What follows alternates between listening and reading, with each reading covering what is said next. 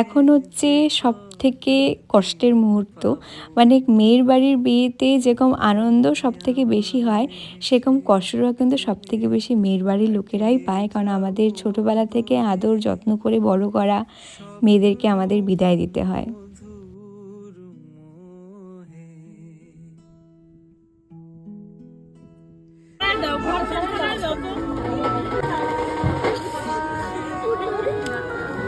বোনের বিদায়ের আগে আশীর্বাদ শুরু হওয়ার পরেই আমি এখান থেকে সরে যাই। রাতুলের কাছে গিয়ে অনেক কান্না করি, কারণ আমার মনে হয়েছে আমি এখানে এক মুহূর্ত থাকতে পারবো না, আর ভিডিও তো করতেই পারবো না।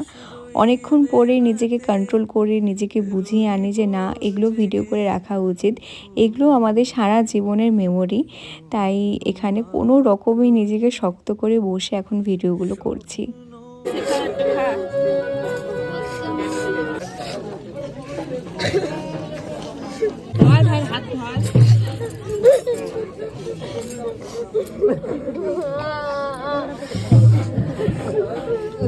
তোমাদের এর আগে একটা ব্লগে আমি বলেছিলাম যে আমার মা আমার এই বোনের সাথে ভীষণভাবে কানেক্ট, মানে ওরা একে অপরকে খুব ভালোবাসে। সেই কখন থেকে মা কান্না করে যাচ্ছে, আর আমি শুধু ভাবছি যে আমার বিদায়ের সময় আমার মা কি করবে।